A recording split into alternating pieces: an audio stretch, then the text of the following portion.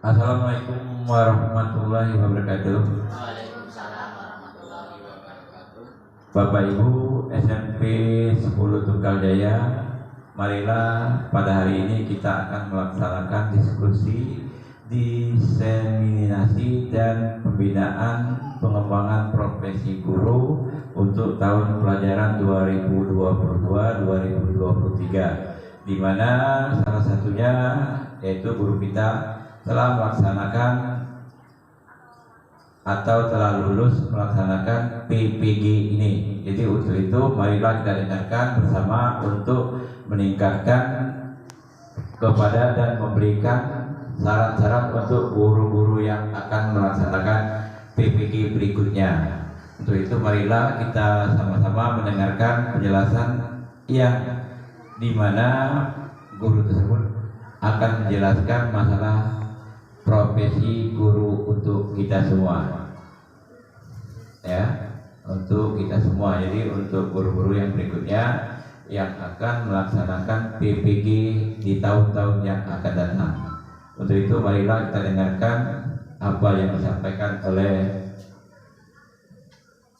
Pak Subandi yang telah melaksanakan PPG dan alhamdulillah berhasil dengan baik.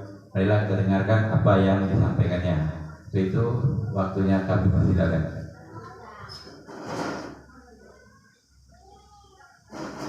Bismillahirrahmanirrahim. Terima kasih atas waktunya Bapak Kepala Sekolah yang telah memberikan kesempatan kepada saya. Sebelumnya, Assalamualaikum warahmatullahi wabarakatuh. Selamat siang, salam sejahtera buat kita semua. Terima kasih atas kesempatan yang telah diberikan kepada saya dari Bapak Kepala Sekolah dalam hal ini dalam kegiatan diseminasi program pendidikan profesi guru tahun 2021, di mana kesempatan ini diberikan kepada saya dalam hal kita lebih ke arah sharing, ya, bagaimana pola pendidikan profesi guru di tahun 2021. Yang pertama, sebelum saya menjelaskan lebih lanjut, di sini sudah ada profil saya.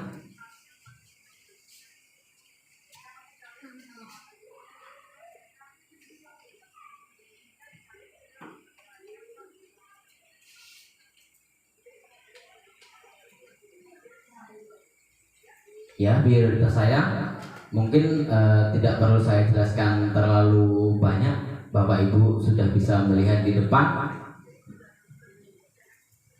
Next saja. Nah, sini pembinaan dan pengembangan profesi guru. Bapak Ibu sekalian, dalam kegiatan ini saya akan lebih cenderung kepada sharing. Nah, di sini alhamdulillah saya sudah lulus di tahun 2021 di bulan Desember kemarin ujiannya. Yang pertama, alur pembinaan pengembangan profesi guru. Di tahun 2005, 2006 sampai dengan 2018 ini memiliki perbedaan dan perbedaan. Dulu di tahun 2005 sampai dengan 2018-an itu PPG dilaksanakan secara tatap muka. Jadi Bapak Ibu guru semua diundang untuk melaksanakan pendidikan itu hadir di suatu tempat yang telah ditentukan oleh Dinas, kemudian diberikan materi kurang lebih itu 3 minggu. 3 minggu sampai 4 minggu. Jadi nanti Bapak Ibu akan sekolah pendidikan full dari pagi sampai sore waktunya. Ini perbedaan saja. Kemudian saya di tahun 2021 ini berbeda karena kondisinya di saat saya melaksanakan PPG ini adalah kondisi pandemi. Jadi saya melaksanakan ini dengan proses yaitu daring full daring selama 3 bulan ini selamanya daring. Ini alurnya. Kemudian perlu Bapak Ibu ketahui profesi guru secara akademik bisa dilihat profesional learning atau profesional yang mau untuk terus belajar, bertindak inovatif, proaktif, merumuskan dan mendesain reformasi pendidikan. Guru bukan akhir kurikulum. namun agen perubahan melalui transformasi pengetahuan. Berikutnya, guru adalah suatu pol menggeluti batang tubuh ilmu tertentu. Perlu proses dalam menyiapkan pendidikan, latihan jabatan yang berkesinambungan. Pemerintah telah mengeluarkan Permen nomor 16 tahun 2005 tentang jabatan fungsional guru dan angka kreditnya. Pemerintah memandang guru berperan strategis meningkatkan proses pembelajaran dan mutu pendidikan. Bisa dibaca jelas. Penilaian kinerja guru saat ini lebih berorientasi pada praktis, kuantitatif, dan kualitatif. Berikutnya, pedagogi sosial dan profesional hampir sama. Nah, itu kompetensi pedagogi. Kompetensi pedagogi itu mengarah kepada mengenalkan karakteristik anak sampai di ujung, yaitu penilaian dan evaluasi seperti yang kita laksanakan dalam kegiatan proses belajar mengajar setiap hari. Ada kompetensi kepribadian. Ya mungkin kalau kita sebagai guru, kita tetap mendidik anak, yaitu bertindak sesuai dengan norma agama. Kita mengajarkan anak nilai-nilai agama, kebudayaan, adat istiadat. Kemudian menunjukkan pribadi yang dewasa dan teladan. Sudah jelas bahwasanya guru itu menjadi teladan bagi siswanya. Etos kerja, tanggung jawab. Kita mengajar pasti memiliki tanggung jawab terhadap peserta didik kita. Berikutnya ada kompetensi sosial, itu bersikap inklusif, bertindak objektif, dan tidak diskriminatif. Berikutnya kompetensi profesional, penguasaan materi. Ya, kalau kita mengajar, kalau saya ini mengajar IPS, saya menguasai otomatis di bidang ilmu pengetahuan sosialnya. Nah, ada kompetensi pedagogi, mungkin ini tidak akan saya jelaskan terlalu banyak karena waktu. Ada kompetensi kepribadian, yaitu pembimbingan. Ya, jadi kita mengarahkan anak untuk melatih beriman dan bertakwa kepada Tuhan Yang Maha Esa. Jelas contohnya kita melaksanakan sholat zuhur berjamaah. Ini adalah contoh konkret yang kita laksanakan. Kompetensi profesional itu kita mengimplementasikan kolaborasi internal di tempat kerja, berarti sesama teman guru kita harus bekerja sama.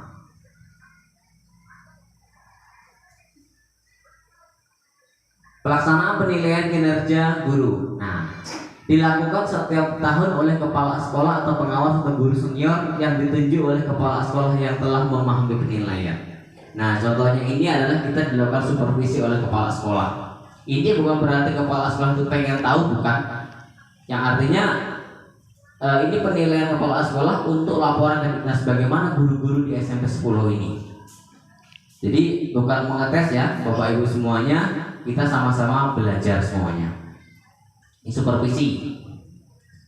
Kemudian pengembangan profesi yang baru. Itu ada undang-undangnya.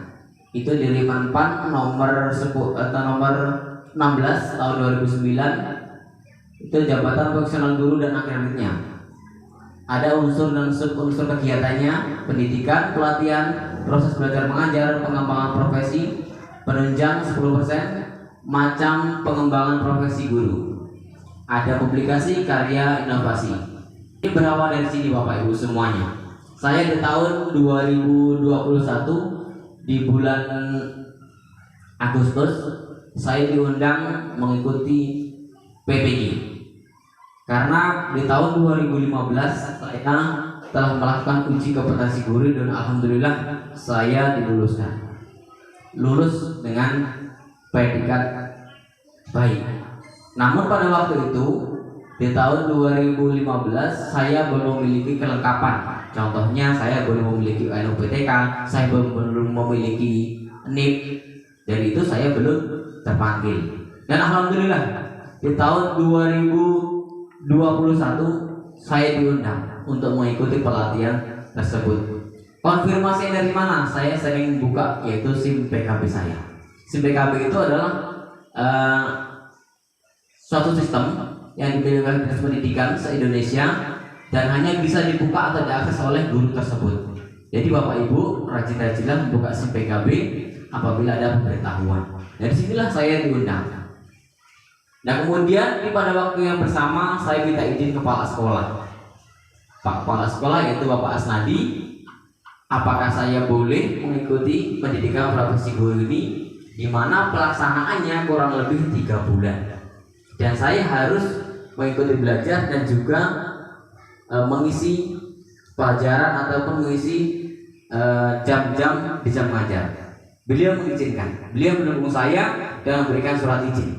Dari surat izinlah saya semangat, saya tetap mengajar, dan karena pelaksanaannya daring, maka dari itu saya membagi waktu saya bekerja, berkoordinasi dengan rekan-rekan semuanya bahwasanya saya sedang melaksanakan pendidikan, dan akhirnya saya dibantu tentang tugas-tugas yang ada di sekolah.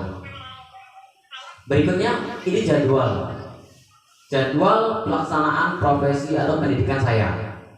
Pemanggilan peserta itu di tanggal 11 sampai 18 Agustus, penetapan peserta tanggal 21 Agustus, lapor diri. Nah, lapor diri ini dilakukan seluruhnya melalui SIM PKB, selalu online semua.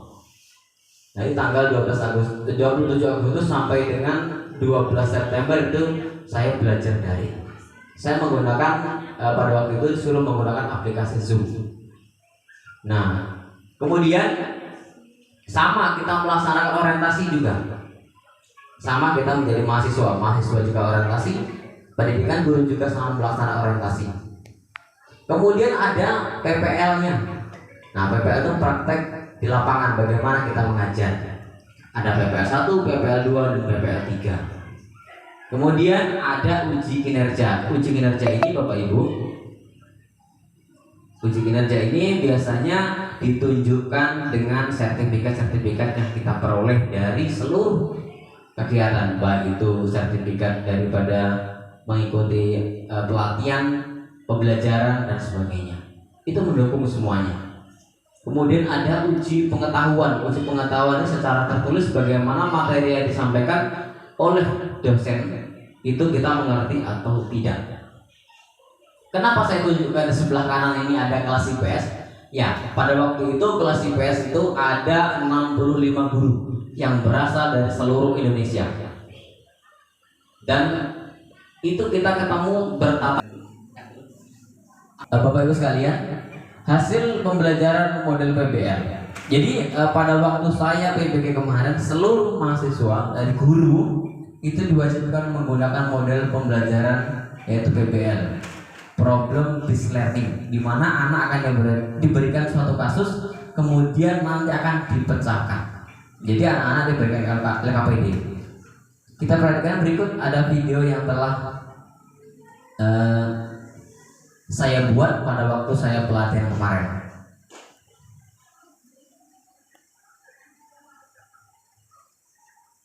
Ini video saya. Nah, video pada waktu itu kita belajar menggunakan masker semuanya, karena pada waktu itu masih pandemi, jadi wajib menggunakan masker.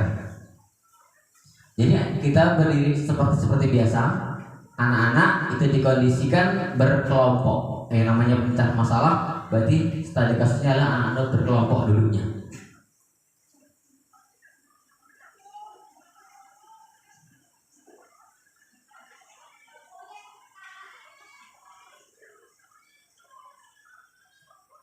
Nah, di sini sebagai seorang guru, pertama kita menjelaskan seluruhnya.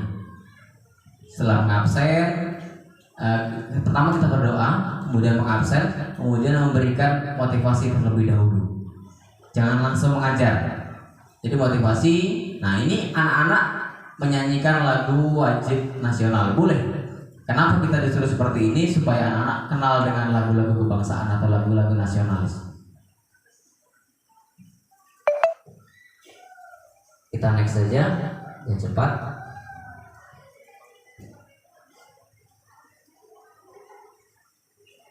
Nah, ini adalah anak-anak yang sedang menyampaikan presentasi. Jadi anak-anak itu kita berikan LKPD, kita berikan masalah. Nah, di masalah inilah anak-anak menyampaikan pendapatnya, saling bergantian. kita ajari anak-anak terampil. Kemudian di akhir jangan lupa Bapak Ibu sampaikan lewat tertulis, boleh menggunakan siswa secara langsung menyampaikan bagaimana pembelajaran hari ini anak-anak. Anak-anak akan menyampaikan hasilnya itu. Kalau baik katakan baik, kalau kurang baik gimana harus ke depannya.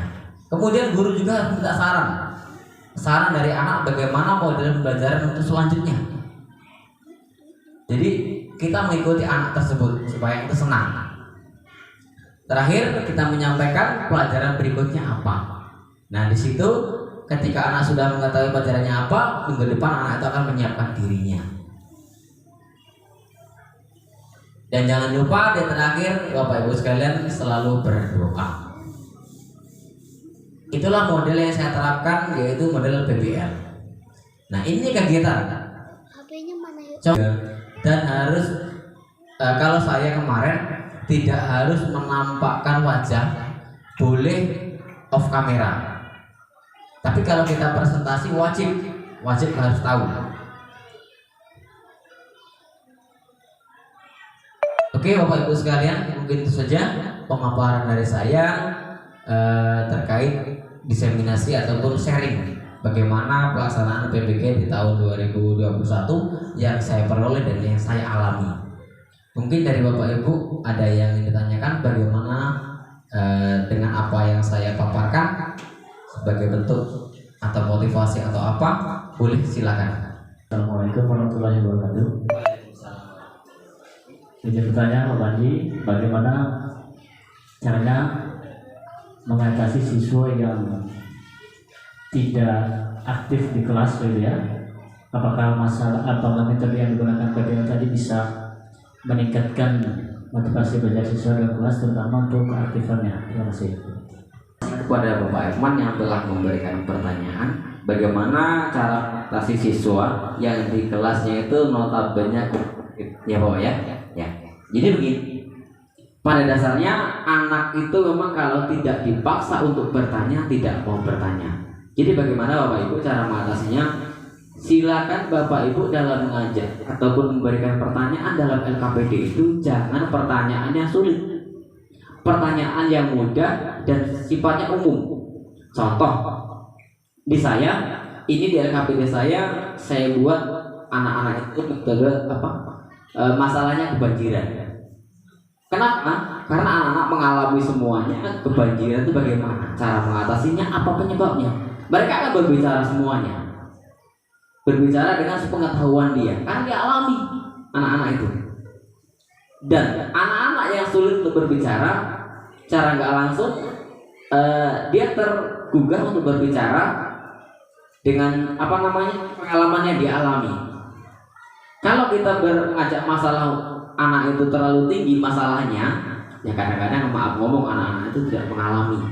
Jadi kalau anak itu tidak mengalami, bagaimana dia mau berbicara? Lakukannya seperti itu. Jadi kita pancing anak itu berbicara dulu keterampilannya. Nanti kalau sudah berbicara, lama kelamaan anak itu akan terbiasa. Mungkin itu Pak Eman ya yang dia satu berikan. Oke Bapak Ibu sekalian, itulah pemaparan saya tentang diseminasi pendidikan praktik guru yang saya alami. Ada kurang lebihnya dari awal sampai akhir. Saya minta maaf. Akhir kalam. Assalamualaikum warahmatullahi wabarakatuh. Baiklah, sebentar ya. Itu yang disampaikan oleh Pak Bandi itu masa COVID. Nah kemudian juga ya Pak sudah sertifikasi yaitu tahun 2008. Nah, itu pengalaman sedikit ya, saya ceritakan sedikit. 2008 itu berbeda sekali. Itu ada dua penilaian. Yang pertama itu portofolio, ya. Jadi kita semuanya kita kumpulkan RPP, piagam dan sebagainya. Kemudian kita kumpul ke dinas, ya, sebagai sertifikasi. Nah kalau dia cukup nilai berarti kita lulus. Tidak ada lagi misalkan latihan dan sebagainya. Nah kemudian yang kedua tidak lulus. Nah tidak lulus itu kita diberi tapi sertifikasi tunjangan guru itu berbeda. Sekarang ada PPG, ya. Nah yang tidak lulus itu dipanggil, ya, oleh universitas, yaitu kita induknya PGE ke Unsri ya. Jadi dipanggil itu selama 3 minggu kita belajar full ya. Nah di sana ya karena pengalaman saja, nanti mungkin yang lain tidak ada istilah tidak boleh. Misalkan kita ngajukan ini saya dipanggil oleh Unsri misalkan, kemudian Pak sekolah tidak bisa dia menahan ya. Nah itu. Jadi selama 3 minggu kita dikelompokkan banyak. Ada asrama haji, ada tidak salah 5 atau 6 tempat itu se-Sumatera Selatan ya. Jadi dari semuanya dari kabupaten. Nah benaran waktu itu Pak dapat bahasa Indonesia, matematika di asrama haji di 3 minggu. Waktunya 3 minggu ya, tidak lama. Tapi disiplin ya, disiplinnya itu. Dia tidak ada jam karet. Tubuh bangun. Ada mata-mata. Kalau agama Islam harus melaksanakan sholat, mandi, makan, masuk jam 7, tepat jam 7.30 sudah ada di lokal masing-masing. Tidak ada yang terlambat ya. Kemudian istirahat, makan siang. Waktunya sudah ditentukan. Misalkan makan siang jam 12.00 sampai jam 1. Jam 1 masuk. Tidak ada tanda ini dan sebagainya. Ya. Kemudian lagi kita seorang guru banyak, dari buat perangkat, RPP, apalagi kisi-kisi, analisis, itu tidak ada contoh. Tidak ada contoh. Jadi yang pernah kita pelajari ada di perguruan tinggi dan sebagainya. Dia hanya menerangkan dikit-dikit saja yang pembimbingnya itu. Ya. Tuh. Jadi program, misalnya kita pelajaran apa, misalkan buat dulu apa yang diajarkan FPP, ya. Nah itu semuanya dinilai. Berikutnya lagi kita mendengarkan ceramah dari pembimbing, ya. Banyak pembimbingnya, misalkan ada ya. Nah kemudian lagi kita praktek 2 kali. Kita buat RPP, kemudian kita praktek di kawan-kawan yang sekelompok itu tidak banyak, hanya 10 orang, ya. Nah itu pengalaman. Praktek di kawan 10 orang 9, kemudian dosen pembimbingnya 1. Mungkin lemak menghadapi anak berapa kelas, keringat dingin, ya. Tuh. Kenapa? Ya banyak macam-macam. Kita enak-enak lagi menerangkan, ada yang mengganggu, ya. Dia itu tidak boleh terfokus ke depan saja. Itu yang seru pembimbing. Ini harus keliling. Kita enak-enak keliling, ada yang colet di belakang, ya. Bermacam-macam. Itu kawan dari 10 orang tadi. Kemudian lagi semuanya gerak-gerik kita dinilai. Papan tulis kita tidak boleh yang baca, pakai ini dulu. Kalau ini enak, kalau ini kan kita nulis papan tulis. Papan tulis itu diperhatikan. Ada yang kita nulisnya ceroboh, nulis itu, nulis sana, sini dah pakai. Diperhatikan, dinilai. Jadi kita menguasai papan tulis itu betul-betul. Ya, nah itu yang itu lagi. Nilai teman jawab itu nilainya dari 10 sampai 1. Tak boleh sama. Misalkan 10, 9, ya apa? 8 terus sampai 1. Ya. Jadi nilai dari 10 itu sampai 1 ada. Itu teman jawab. Tidak boleh digabungkan. Misalkan ini 9, ini 9, tidak boleh. Ini harus, ya.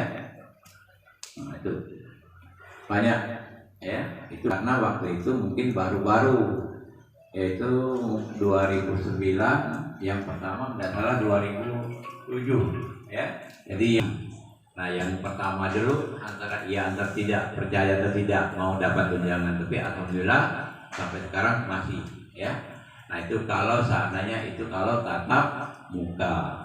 Kalau tidak tatap muka misalnya daring enak 3 bulan, tapi kita masih ada di sekolah dan sebagainya, mungkin cari-cari sinyal saja. Tapi kalau dia misalkan tatap muka, itu kita dipanggil oleh perguruan tinggi. Kita 2, yaitu Universitas PGRI dan Unsri yang melaksanakan PPG ini. Ya, nah itu saja pengalaman saja. Mungkin salah satunya disiplin. Ya, tandanya nanti dapat. Ya, mungkin tahun 2003 atau 2004. Ya, 2023 atau 2024 dan sebagainya. Nanti kalau seandainya dipanggil ke situ, salah satunya disiplin. Ya, kalau yang lain itu kita bisa, misalkan perangkat apa yang kita ajak itu yang itu kita ambil satu saja. Ya, misalkan pokok mata bahasa itu pokok bahasa satu saja yang kita ingat. Misalkan matematika ya. Matematika itu lingkaran saja. Nah, lingkaran itu kita bisa buat dari FPP, buat selalu dan sebagainya. Ya, itu saja. Jangan banyak-banyak yang kita ingat. Ya, nah, itu saja mungkin pengalaman aplikasi 2008 ya. Nah, 2021 2022 daring termasuk Ibu Eni. Kemudian lagi ada pertanyaan-pertanyaan itu mau memanggil kepala sekolahnya meminta pendapat dan sebagainya. Itu ya. Itu saja. Mungkin kalau ada yang bertanya silakan.